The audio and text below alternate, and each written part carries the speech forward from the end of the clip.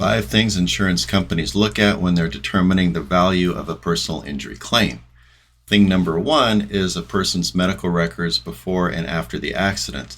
This is the actual reports by the doctor saying, hey, patient such and such came in and I treated patient for these symptoms, and it's important to have the records after the accident because it shows what injuries were caused by the accident.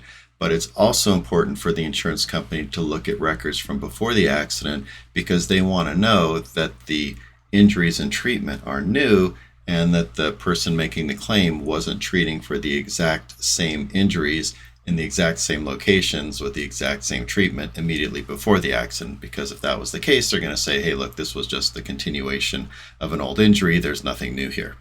Okay, number 3 is photos. Recently had a client who was the victim of a dog bite. She took photos pretty early on and it was pretty gruesome.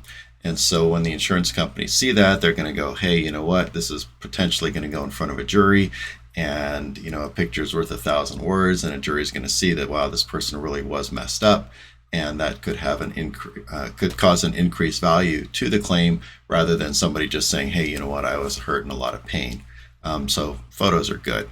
Also, the likability of an injured person, that would be number 4. Most claims folks know that juries that like people tend to make those people awards, and juries that don't like people tend to not really give them great awards. So the facts of the case are very important, but also how the person bringing the claim presents is also important, and adjusters know that. The 5th thing that insurance companies are going to look at is the fault of the person bringing the claim. So for example, if somebody's driving down the road and somebody pulls out of a parking lot and hits them, well, the person pulling out of the parking lot is definitely at fault. But if the person driving down the road was going 75 and a 45, that excessive speed would be a factor that the insurance company would argue as comparative fault. So what that means is, hypothetically, let's say an insurance company values a claim at $100,000, but then they think that the person speeding was 25% at fault.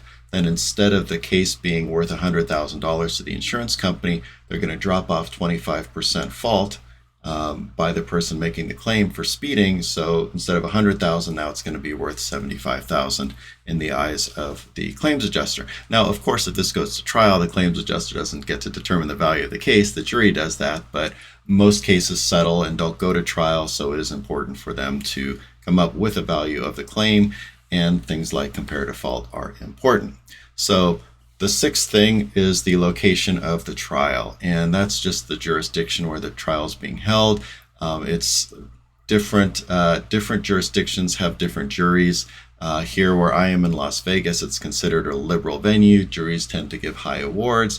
In some more conservative parts of the Midwest and other states around the world, they'll give lower awards. And you have a claims adjuster who's often working not only in many counties, but in many, many states. So especially if you're a new claims adjuster, it's hard to know what the juries are like in each one. So if it's helpful to you making a claim, you may want to inform the claims adjuster what sort of a jurisdiction you are in, because that will definitely have an impact on what your potential verdict could be, and the verdict size impacts the value that the insurance adjuster puts on the claim.